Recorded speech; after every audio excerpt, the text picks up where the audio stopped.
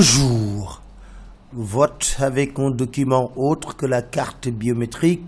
Enquête nous dit, les 7 sages disent oui. Désormais pourront voter ceux qui se présenteront avec un récépissé d'inscription accompagné d'une carte d'identité numérisée, une carte d'électeur numérisée, un passeport, un document d'immatriculation pour les primo-inscrits non détenteurs d'un des 3 premiers documents administratifs. Mais l'observateur nous dit, Manko Taxawu Sénégal dit niet et va saisir le Conseil constitutionnel. Pour enquête, l'histoire s'est bégayée.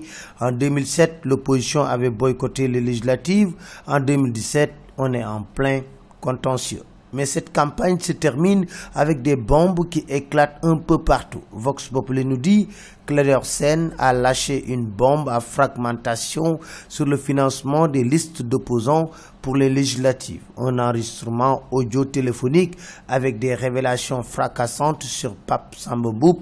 Ce dernier révèle comment Macky aurait financé la coalition Mbolo Wade, l'ancien chef de cabinet de Wade, mais aussi d'autres responsables libéraux, tous au service de Macky Sall. Du côté de la coalition Mbolo Wade, on recuse toutes ces accusations, écrit Vox Populi. Autre affaire, celle de Thierno Alassane Sall. Le Témoin nous dit, à 4 jours de législative, il vient de perpétrer un sale coup pour Macky en quittant l'APR. Il a tout simplement démissionné en attaquant frontalement d'ailleurs Macky. Ce parti est la propriété d'un seul homme qui décide de tout et ne supporte pas la moindre critique, déclare-t-il dans le Témoin. Mais dans l'enquête, il précise qu'il va poursuivre son combat politique dans un cadre d'action approprié. Enquête le jette déjà dans les bras de Idrissa Seck. Et pour faire face à l'équation de Thiès, l'AS nous dit, Macky a appelé Mbaye Diouf à la rescousse. Restons avec l'AS qui reprend Mohamed Boun Abdallah Dionne à sa une, qui répond à Wade en déclarant « Je ne débattrai pas avec quelqu'un qui ne vit que pour son fils ».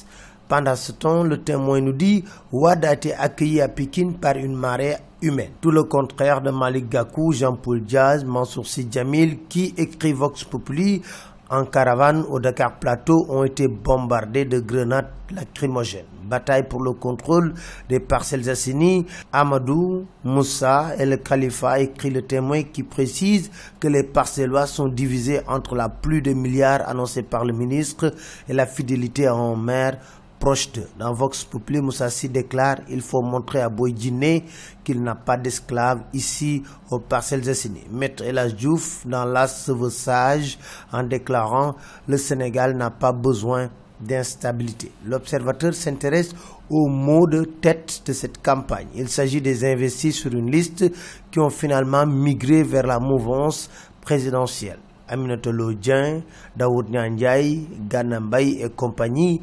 Pour Serigne Mor Mbaye, c'est dangereux pour un pays. Il faut rompre avec ces mange-mille. Vox Populi revient sur cette vidéo de la fillette qui insultait sur le net et révèle que sa mère, ses 2 frères et un voisin ont été placés sous mandat de dépôt. C'était tout, merci.